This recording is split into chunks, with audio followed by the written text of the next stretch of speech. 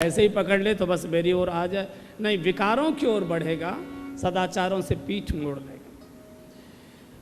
विभीषण को कितना समझाते हनुमान जी, लेकिन मोह का नाता इतना प्रबल होता है कि बार बार लात खाता है लेकिन वहीं चुपका रहता है। रावण ने लात मारी, विभीषण ने फिर पैर पकड़ लिया, तुम पितु सरिस भले ही मोह मारा, कोई बात नहीं, बड़ा भैया पिता के समान होता है, कोई बात नहीं, एक नहीं 10 मार लो, लेकिन लाल बत्ती मत छीनो, मेरी लाल बत्ती बनी रहने दो। ये जो लाल बत्ती के लोभी होते हैं ना, ये लात भी खाते रहते हैं और पढ़े भी रहते हैं, बड़ी मुश्किल हो। यही विभीषण की कमजोरी थी। यहाँ भगवान चाहते तो विभीषण को फटकार सकते थे, विभीषण तुमको अकल नहीं, बुद्धि नहीं, युद्ध का समय है, हम रणांगण के अंदर खड़े हैं, इस समय उत्साह की बातें बोलनी चाहिए और तुम एक कमजोरी की कायरता की बातें बोल रहे हो। इस समय तो अगर थोड़ी बहुत कमजोरी भी होती है तो अभी जोश की बातें बोली जाती है, उत्साह की बातें बोली जाती हैं। जो सेनाएं कमज़ोर होती हैं, दुश्मन को देखकर वो भी बड़ी बड़ी जय जयकार करके अपने सैनिकों में उत्साह भरती हैं, और तू भले आदमी कायरता की कमजोरी थी, ये फटकार सकते थे भगवान। लेकिन भगवान का शब्द देखिए, सुनो सखा कह कृपा निधाना। भगवान कृपा के निधान हैं, उनको कोप, उनको क्रोध आता ही नहीं। भगवान को तो करुणा और कृपा ही करना आता है। जीव बुराई नहीं छोड़ सकता और भगवान अपनी करुणा और कृपा नहीं मोड़ सकता, ये भगवान की एक मजबूरी है। जीव सद्गुणों की ओर नहीं जा सकता, भगवान कोप और क्रोध नहीं कर सकता, वो आशीर्वाद ही दिया करता है, कृपा ही किया करता है। भगवान का स्वभाव है कृपा। भरत जी बोले, मैं जानहूं निज नाथ स्वभाव, मैं जानहूं निज नाथ स्वभाव, अपराधी ऊपर कोहन काहू, अपराधी ऊपर कोहन काहू, रहती न प्रभु चित चूक किए की, रहती न प्रभु चित चूक किए की, करत सुरति सतबार ही की, करत सुरति सतबार ही। कितने दुलार से प्रभु बोले, सुनो सखा कही कृपा निधाना। हे विभीषण, हे सखा, जिस रथ से जीत हुआ करती है वो रथ ये नहीं है, जेहि जय होए सो स्यंदन आना, वो रथ दूसरा हुआ करता है। और सुनो विभीषण, ये दो राजाओं का युद्ध नहीं है, ये दो व्यक्तियों का युद्ध नहीं है, ये दो प्रवृत्तियों का युद्ध है। और युद्ध बाहर नहीं जीता जाता, ये बाहर नहीं लड़ा जाता, ये अपने भीतर जीता जाता है। और जिस रथ पर हम सवार हैं, महा अजय संसार रूप जीत सके सो वीर, उसको कोई नहीं जीत पाया। अब कौन से रथ पर हम सवार हैं? हे विभीषण, अब ये तुम सुनते जाओ और सुनो। कोई भी जीवन का युद्ध ये साधनों से नहीं जीता जाता, ये संकल्प से जीता जाता है। शुभ संकल्प मनुष्य का जितना प्रबल होगा, साधन से नहीं। साधन से अगर जीता होता तो असत्य जीत गया होता, रावण जीत गया होता, मेघनाथ जीत गया होता। आप देखेंगे जब जब ये देवासुर संग्राम हुए, देवता कमजोर हैं साधनों से, दानव ज़्यादा भारी हैं, तो जीत साधनों से नहीं होती, जीत उपकरणों से नहीं होती, जीत संकल्प से हुआ करती है।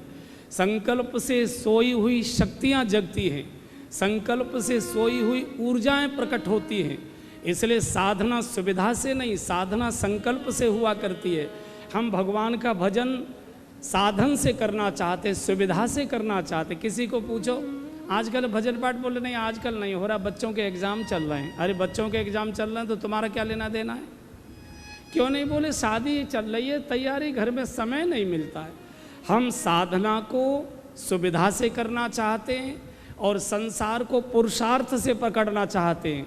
पैसा कमाने के लिए नींद छोड़ देंगे, टिफिन सजा हुआ छोड़ देंगे, परिवार में बीमार हारी है कोई और दिखा लाएगा उसको छोड़ देंगे, साला आया हुआ बैठा है उससे बात करने का समय नहीं, पत्नी दांती किटकिटा रही है उसे छोड़ देंगे, ऑफिस जाना है, फैक्ट्री जाना है, यहाँ जाना है। संसार को संकल्प से और परमात्मा को सुविधा से, भगवान कहना चाहते नहीं विभीषण, ये युद्ध संकल्प से जीता जाएगा।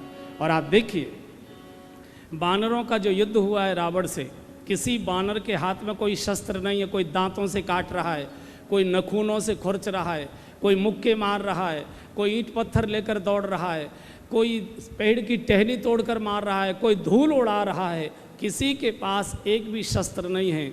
और इतना ही नहीं, हनुमान जी के हाथ में हमेशा गदा रहती है, लेकिन पूरे लंका के रणांगण में हनुमान जी के हाथ में गदा नहीं मिलेगी आपको। कहीं हनुमान जी ने गदा का प्रयोग नहीं किया। मुष्टि प्रहार हनत सब भागे। मुष्टि का क्या होता है? संकल्प। हनुमान जी कहना चाहते बुराई साधनों से नहीं जीती जाती, बुराई शुद्ध सात्विक संकल्प से जीती जाती है। और जब शुद्ध संकल्प प्रकट होता है तो आप अपना अनुभव याद करो। यहाँ कुछ परमार्थी लोग बैठे हुए, अनुभव याद करिए। जैसे ही मनुष्य शुद्ध सात्विक संकल्प मन में प्रकट करता है, उसी समय इस वातावरण में विचरण करने वाली सात्विक दैवीय शक्तियाँ जो वातावरण में विचरण करती हैं, वो तुरंत आपका सहयोग करने के लिए सक्रिय हो जाया करती हैं। और आप जरा अपना आंख बंद करके याद करो, कोई मंदिर बनवाता है, कोई यज्ञ अनुष्ठान कराता है, कोई धर्मशाला बनाता है, कोई गौशाला चलाता है, कोई अनाथालय चलाता है, कोई कुष्ठ रोगियों की सेवा करता है, कोई कुछ करता है, उसका शुभ संकल्प हुआ नहीं, प्रारंभ होता नहीं, और सहायता करने वाले पता नहीं कहाँ के अपरिचित लोग आ जाते हैं और घी का कनस्तर देकर या साधन देकर चले जाया करते हैं। कौन आया? बुलाए नहीं, आया कौन? वो जो सात्विक शक्तियाँ थीं वो अपने अपने प्रकार से सहयोग करने के लिए सक्रिय हो जाया करती है। बुद्धि हमेशा षड्यंत्र की योजना बनाती है, आत्मा हमेशा परमार्थ का चिंतन किया करती है। और आत्मा परमात्मा का अंश है। आत्मा जागी, इसका अर्थ है परमात्मा जागा है। और जैसे परमात्मा जागता है, जितनी वातावरण में शुभ शक्तियां हैं आपको चारों ओर से घेर लेंगी, आपकी रक्षा कवच बनकर आपके सारे संकट को अपने ऊपर ओढ़ लेती हैं। इसी को कहा है तब तब प्रभु धरि विविध शरीरा हरई कृपा निधि सज्जन पीरा। तो भगवान कह रहे हैं, हे विभीषण, ये जो युद्ध है ये साधनों से नहीं, ये तो सात्विक शक्तियों से, तो संकल्प से जीता जाएगा। उसी को प्रभु ने कहा एक बार गा लेते हैं फिर आगे बढ़ते हैं। सुनहु सखा कहे कृपा निधाना, सुनहु सखा कहे कृपा निधाना, जेहि जय होई सो स्यंदन आ। सब गाइए, जेहि जय होई सो स्यंदन आना, सौरज धीरज जेहि रथ चाका, सौरज धीरज तेहि रथ चाका, सत्यशील दृढ़ ध्वजा पताका, सत्यशील दृढ़ ध्वजा पताका, बल विवेक तम परहित घोरे, बल विवेक तम पर। जो गा नहीं सकते वो भी होठ हिलाते रहिए। शंकर जी सबको देख रहे हैं, जो कि शंकर जी को रामायण जो गाता है बहुत प्यारा लगता है, उनको दिखाई देना चाहिए। उनके भी कैमरे लगे हुए हैं शंकर जी के, वो लाइव टेलीकास्ट देख रहे हैं, इसलिए सब होठ हिलाओ। बल विवेक धर्म परहित घोरे, और जिनके मुंह में गोबर लगा हुआ है वो जीभ से एक तरफ कर लो फिर गाओ। बल विवेक धर्म परहित घोरे, क्षमा कृपा समता रज जोरे, ईश भजन सारथी सुजाना, ईश भजन सारथी सुजाना, विरति चर्म संतोष कृपाना, विरति चर्म संतोष कृपाना, दान परस बुद्धि शक्ति प्रचंडा, दान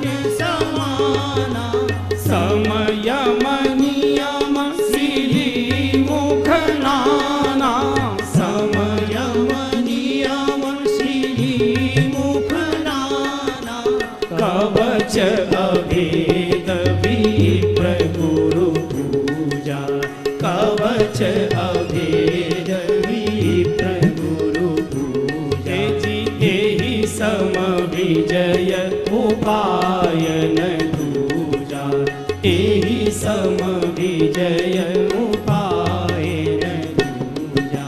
सखा धर्ममय असरथ जाके, सखा धर्ममय असरथ जाके, सखा धर्ममय असरथ जाके, सखा धर्ममय असरथ जाके।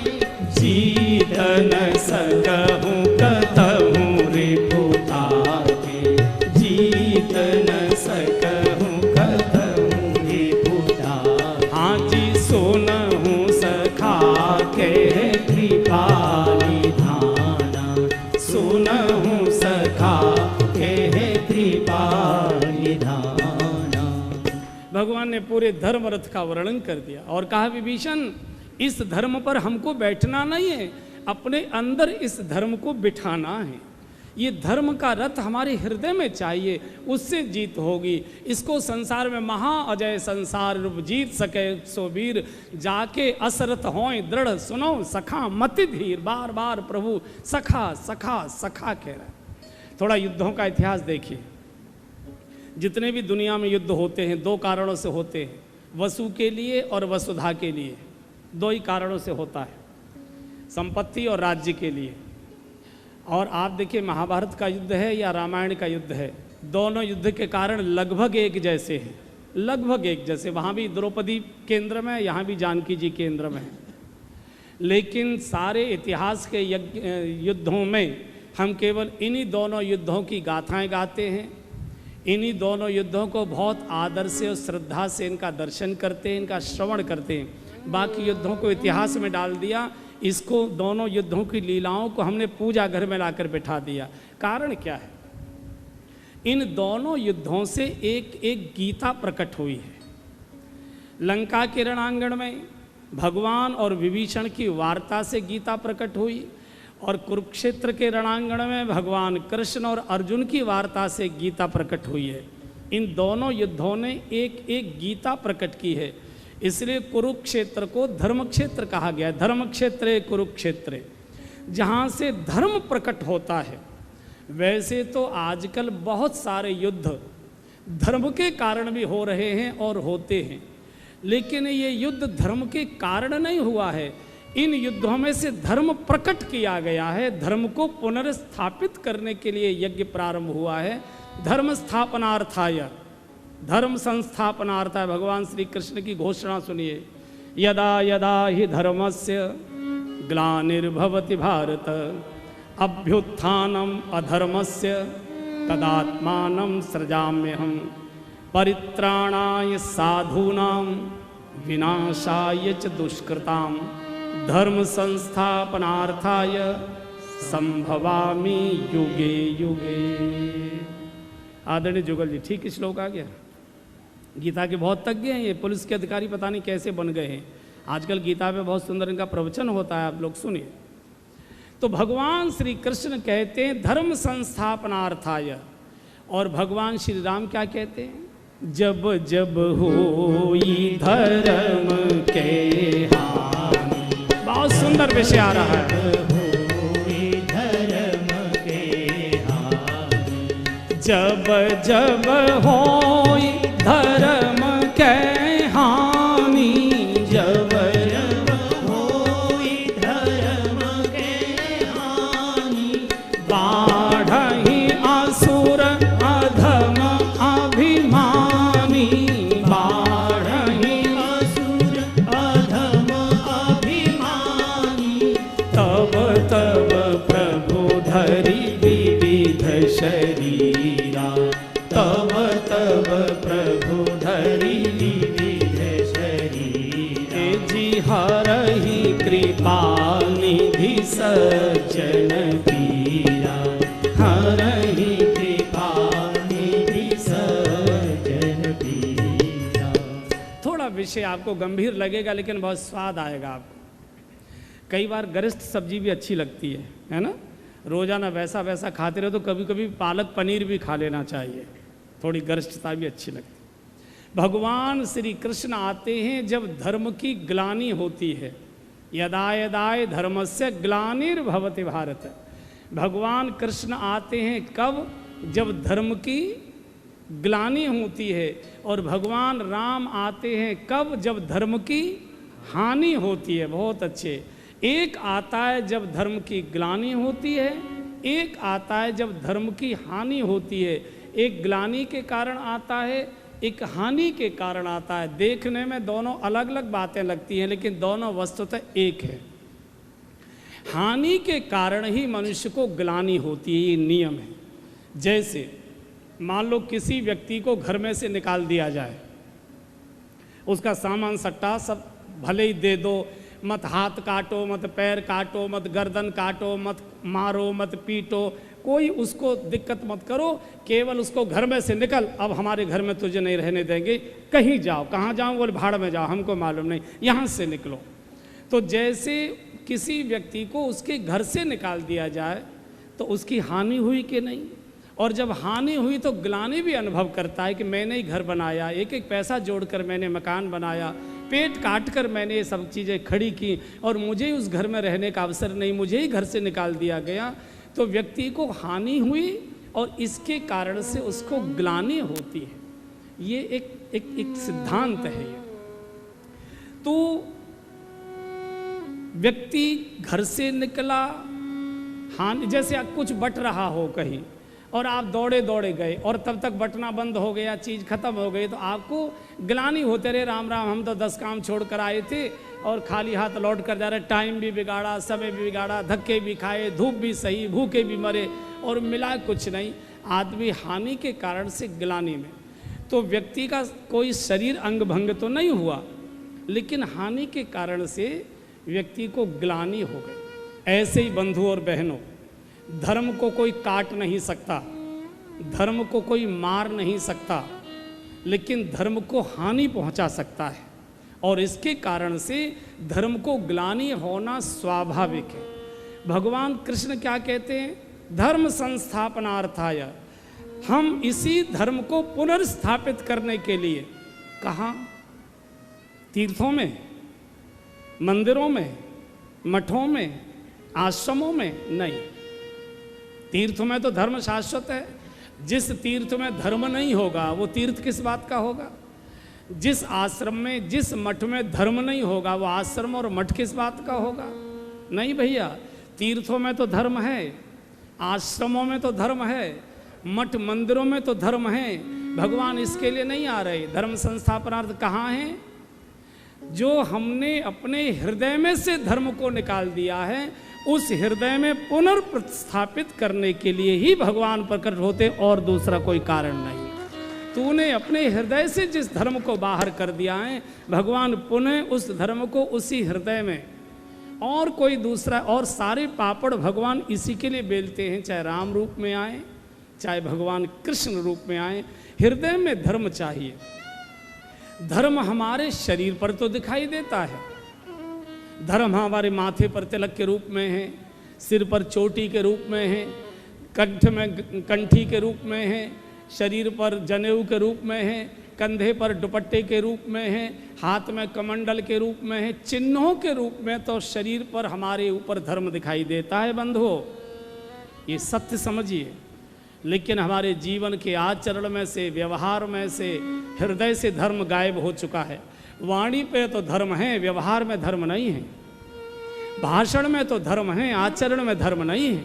चर्चाओं में तो धर्म है, जीवन की चर्या में धर्म नहीं है। दिमाग में तो धर्म है, दिनचर्या में धर्म नहीं है।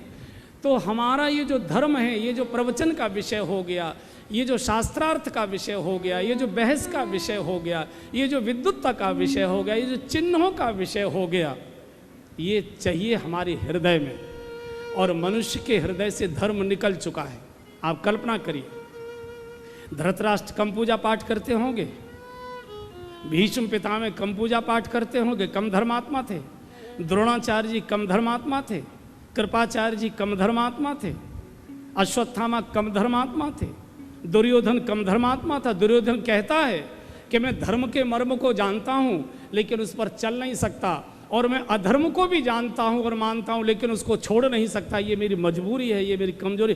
कर्ण कम धर्मात्मा था, सूर्य का मानस पुत्र था, प्रतिदिन सूर्य की पूजा करता था, बिना दान दिए जल भी पीता नहीं था। जैसे हम लोग चाय नहीं पीते बिना पूजा किए, ऐसे ही कर्ण इतना बड़ा दानी, इतना बड़ा पुरुषार्थी, क्या कम धर्मात्मा था? रावण कम धर्मात्मा था? रावण प्रतिदिन नित्य यज्ञ करता था, चारों वेदों का ब्रह्मा जी के पास बैठकर पाठ करता था, सुनता था। वेद पढ़े विद शंभु सभित पुजावन रावण के घर आवे। शंकर जी कैलाश से स्वयं चलकर रावण के महल में आकर अपना रुद्राभिषेक कराया करते थे। अपने हाथ से आटा मलकर रावण विभीषण की गौशाला में लोहा खिलाने जाता था। कम धर्मात्मा था रावण। कुंभकर्ण कम धर्मात्मा था। जब उसको जगाया रावण ने तो फटकारा, जगदम्बा हरि आन अब सट चाहत कल्याण। लेकिन बंधुओं, धर्म इनके शरीर पर था, धर्म इनके माथे पर था, धर्म इनकी कंठी में था, धर्म इनके कमंडल में था, धर्म इनके वेश में था, स्वरूप में था। स्वभाव से धर्म निकल चुका था, चर्या से धर्म निकल चुका था, आचरण से धर्म निकल चुका था, व्यवहार से धर्म निकल चुका था, जीवन से धर्म खो चुका था। भगवान उसी को उसमें स्थापित करना चाहते। और सुनिए, जब किसी को किसी के घर से निकाल दो तो ग्लानि से फिर वो कहीं ना कहीं बंबई जाकर किसी न किसी झुग्गी झोंपड़ी में छुप के रहता है। अब प्रश्न आता है कि जो धर्म हमने अपने हृदय से निकाल दिया वो छुपकर कहाँ रह रहा है आजकल? गोस्वामी ने लिख दिया, सदग्रंथ पर्वत कंदरन में जाए तई अवसर दुरे। ये जो सदग्रंथों की कंदराएं हैं, ग्रंथों की जो कंदराएं हैं, उनमें जाकर धर्म छुप गया है। पहले हमारी समझ में नहीं आता था। हम अपने गुरुजी के पास बैठा करते थे तो कई बार हम लोग चर्चा करते थे तो बहुत कम शब्दों में समझा देते। वो कहते, बच्चा धर्म कहाँ? बोले ग्रंथों में। व्यवहार में धर्म नहीं मिलेगा, कहीं दुनिया में धर्म खोजोगे नहीं मिलेगा।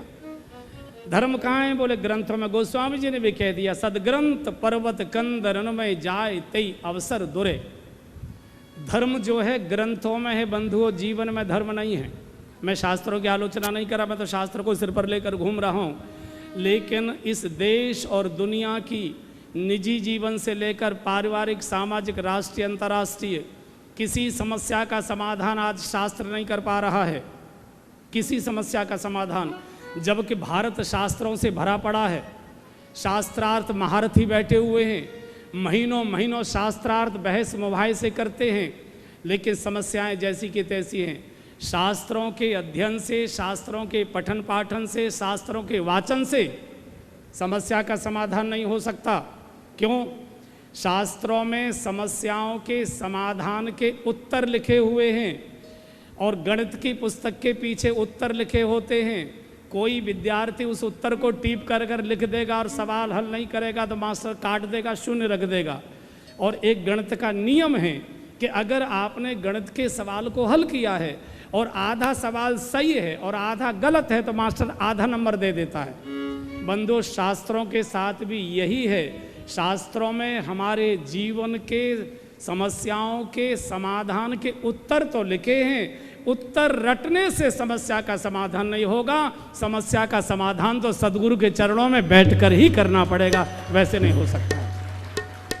इसलिए शास्त्र पढ़ने से हमारे प्रश्नों के उत्तर नहीं मिलेंगे, हमको अपने प्रश्नों की उलझन का पता लग जाएगा कि मेरे जीवन के प्रश्न कौन से हैं, मेरे जीवन की बीमारी कौन सी है, मुझे किस डॉक्टर के पास जाना है। शास्त्र पढ़ने से 18 अध्याय गीता के याद हैं और फिर भी जीवन प्यासा का प्यासा है, चेहरे पर कोई चमक नहीं, कोई प्रसन्नता नहीं। 18 अध्याय तोते की तरह रटे और होठों से गाली निकल रही है, जीवन में कोई पुष्प नहीं खिला, कभी गीत नहीं गुनगुनाया। इसलिए कबीरदास जी को इसी काशी के पंडित बोला करते थे। कबीरदास जी, हम इतने शास्त्रों के ज्ञाता हैं, इतना घंटा घंटा 3-3 घंटे प्रवचन करते हैं, हमारी बात कोई सुनता समझता नहीं है, और आप जुलाहे एक सामान्य सी बात बोल देते हो और आपकी बातें लोग स्वीकार कर लेते हैं। क्या मतलब है इसका? कारण क्या है? कबीरदास जी ने बड़ी सुंदर बात कही। बोले, क्षमा करें महाराज, आप जितने बोलते हो, तुम कहते कागज की लेखी और मैं कहता आँखिन की देखी, तुम पढ़ी हुई बोलते हो, मैं तो देखी हुई बोला करता हूँ, जैसा दिखाई देता है वैसा मैं बोला करता हूँ। वैसा तुम कहते कागज की लगी। इसलिए गोस्वामी जी की अंत की जरा छंद को याद करो।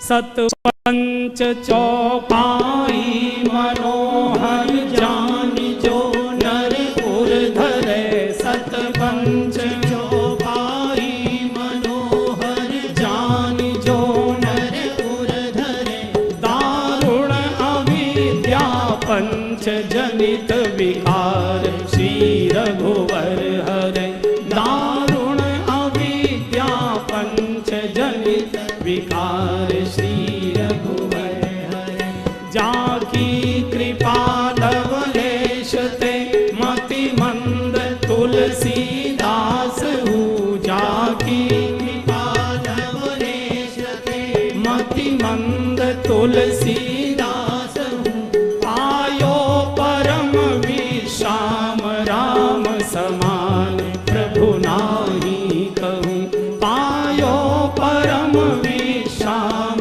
राम समान प्रभु नाही कहूँ, सतपंच चौपाई मनोहर जान जो नर उर धरे, सतपंच चौपाई मनोहर जान जो नर उर धरे, दारुण अविद्या पंच जनित विकार श्री रघुवर हरे, दारुण अविद्या पंच जनित विकार श्री रघुवर हरे। जय हो गोस्वामी जी को वास्तव में मिल जाए तो एकदम चुपट जाए। क्या बढ़िया बात बोलिए। सतपंच चौपाई मनोहर जान जो नर कहाँ रखे, उर धरे।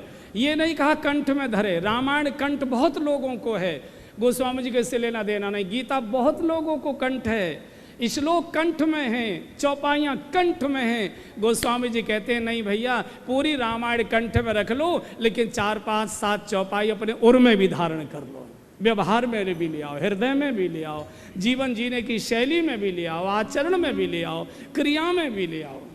धर्म को हमने पगड़ी की तरह धारण कर लिया, धर्म चमड़ी की तरह मढ़ा हुआ चाहिए। दुकान गए, पगड़ी उतार दी, मंदिर गए, धर्म की पगड़ी पहन गए। नहीं नहीं, चमड़ी की तरह धर्म हमारे जीवन में मढ़ा हुआ होना चाहिए।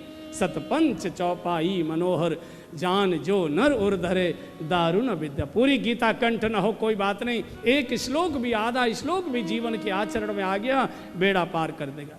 तो भगवान उसी धर्म को जो कंदराओं में छिपा हुआ है, हनुमान जी संजीवनी लाते, संत और भगवंत इन ग्रंथों की कंदराओं में से भगवान की कथा रूपी संजीवनी निकालते हैं। राम कथा संजीवनी, राम रघुपति भगति सजीवन मूरी। और ये संजीवनी मिली कहाँ हनुमान जी को? पर्वतों पर। और पर्वत क्या है?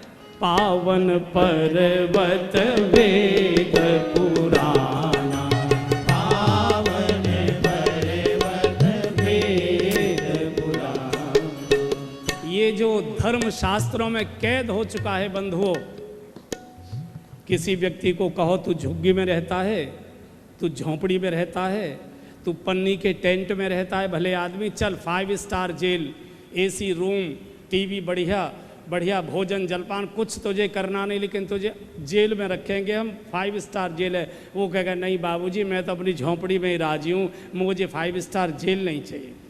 शास्त्रों के अंदर जो धर्म कैद है उसको जेल जैसा लगता है, घुटन अनुभव करता है। धर्म कहाँ खिलता है? धर्म को आनंद कहाँ मिलता है? हृदय के अंदर। हृदय, और जिसके हृदय में धर्म खिलता है, इसलिए राम धर्म के प्रतीक है। रामो विग्रहवान धर्म है, साधु सत्य पराक्रम। तो राम रूपी धर्म कहाँ निवास करता है? जासु हृदय आगार बसय राम सर चावधर।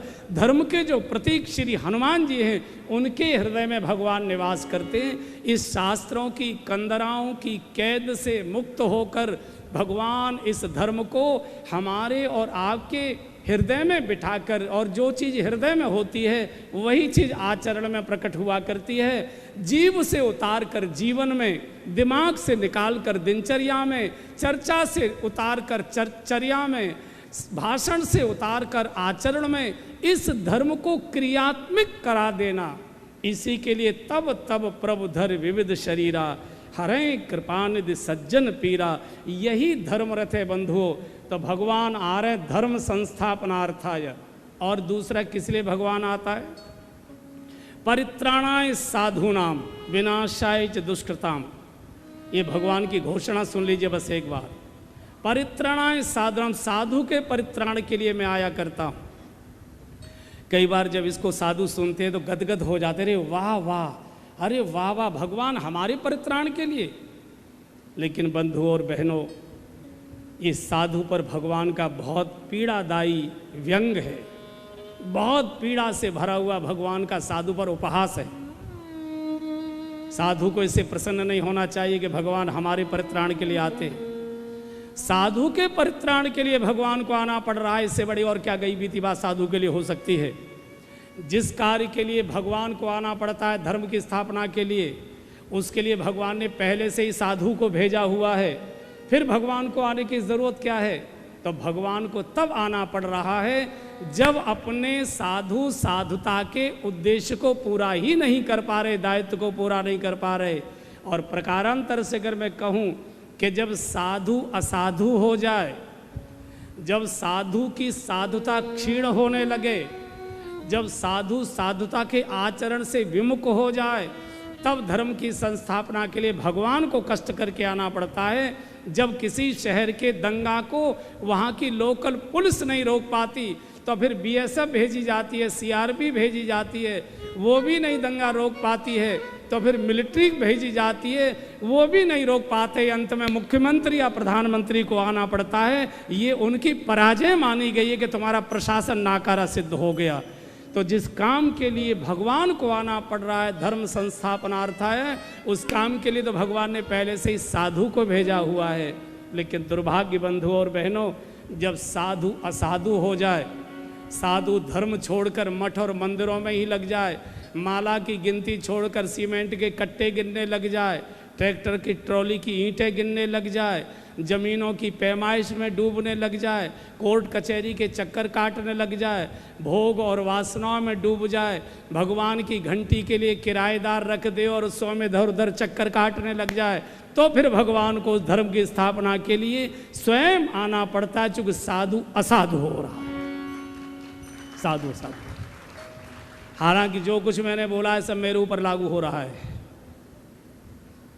लेकिन फिर भी बोलना पड़ रहा है, क्योंकि सत्य तो सत्य है। सत्य वो है जो सिर चढ़कर बोला करता है। धर्म संस्थापना, परित्राणाय साधुना। और दुर्भाग्य ये था बंधुओं और बहनों, महाभारत के काल में सब साधु असाधु हो गए थे। वेश तो साधु का था, परिवेश साधु का नहीं था। स्वरूप तो साधु का था, स्वभाव साधु का नहीं था। क्रियाएं तो साधु की थी, कर्म साधु के नहीं थे, आचरण साधु का नहीं था। और जो देखने में साधु नहीं था, तीर्थराज प्रयाग ने उसको प्रमाण पत्र दिया है। तात भरत तुम सब विधि साधु, तात भरत तुम सब विधि साधु, तात भरत तुम सब विधि साधु, तात भरत तुम सब विधि साधु, राम चरण अनुराग अगाधु, राम चरण अनुराग अगाधु। हाँ जी, राम चरण अनुराग अगाधु, राम चरण अनुराग अगाधु। तीर्थराज प्रयाग ने एक राजकुमार को प्रमाण पत्र दे दिया। तात भरत तुम सब विधि साधु। सब विध का अर्थ क्या है? तुम बाहर से भी साधु हो, भीतर से भी साधु, केश से भी साधु हो, परिवेश से भी साधु हो, स्वरूप से भी साधु हो, स्वभाव से भी साधु हो, तुम देह से भी साधु हो, देह से भी साधु हो, क्रिया से भी साधु हो, कर्म से भी साधु हो, भीतर से भी साधु हो, बाहर से भी साधु हो। तात भरत तुम सब विध साधु। और महाभारत काल के सभी साधु असाधु हो चुके थे। वेश इनके साधु के थे, साथ अधर्म का अन्याय का दे रहे थे। और यही बात अंतिम समय में मृत्यु शैया पर लेटे हुए भीष्म पितामह जब उपदेश करने लगे तो द्रौपदी मुस्करा कर बोलते हैं, दादा आज बहुत उपनिषद के सिद्धांत बोल रहे हो, उस दिन कहाँ चले गए थे जब मुझे भरी सभा में नग्न किया जा रहा था और मैं चिल्ला चिल्ला कर रो रो कर आपसे गुहार कर रही, उस समय धर्म कहाँ था? तो भीष्म ने यही कहा, बेटी उस समय साधु असाधु हो गया था, बात खत्म हो गई, साधु असाधु। तो इस साधुता की रक्षा के लिए पुनर्उनके आसन पर बिठाने के लिए परित्राणाय साधूनाम विनाशाय च दुष्कृताम धर्म संस्थापनार्थाय विभीषण।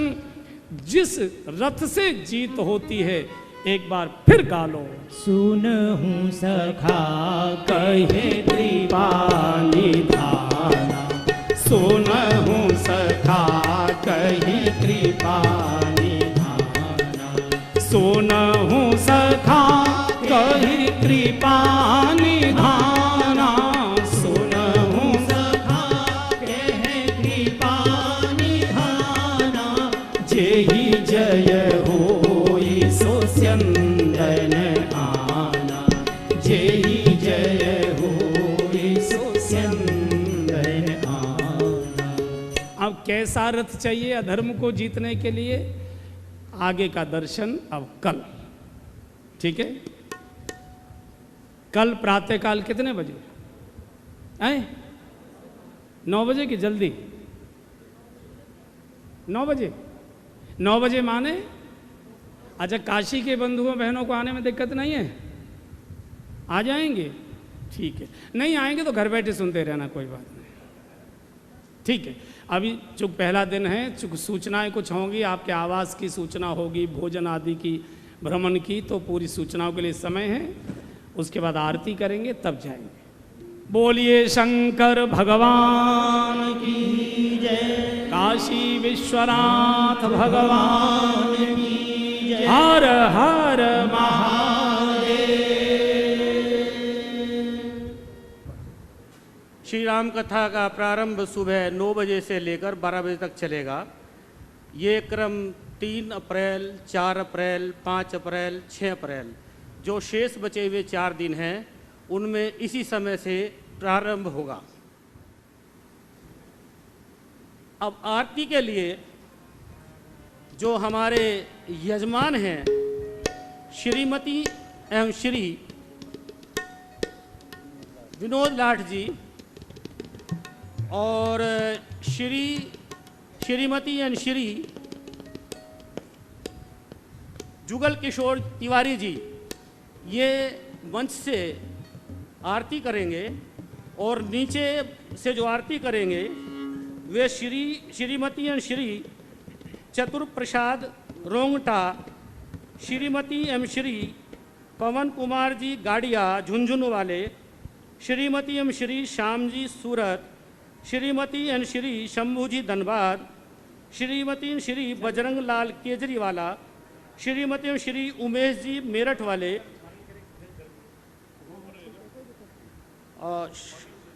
और श्री श्याम सुंदर जी अग्रवाल, श्री एवं श्रीमती गोविंद जी अग्रवाल। हे राजा राम तेरी आरती उतारूं, आरती उतारूं मैं तो तन मन वारूं। हे राजा राम तेरी आरती उतारूं, कनक सिंहासन राजत जोरी, दशरथ नंदन जनक किशोरी, युगल छवि को सदा निहारूं। हे राजा राम तेरी आरती उतारूं, वाम भाग शोभित जग जननी, चरण विराजत हे सुत अंजनी, इन चरणों में जीवन वारूं।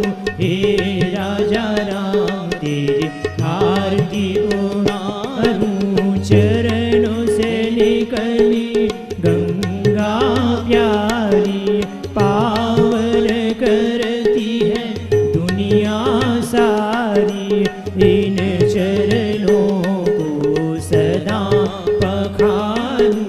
हे राजा राम तेरी आरती उतारूं आरती हनुमति हे मन भावे राम कथा नित शिव जी गावे मैं सुन सुन निज जन्म सवारूं हे राजा राम तेरी आरती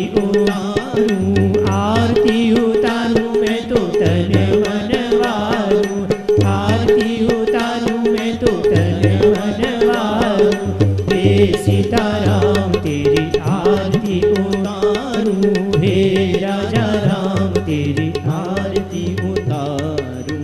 बोलिए सियावर रामचंद्र भगवान की जय, पवन सुत हनुमान की जय, उमापति महादेव भगवान की जय, पूज्य कौशल जी महाराज की जय। बोले जय जय श्री राधे, जय जय श्री राधे, जय जय श्री राधे।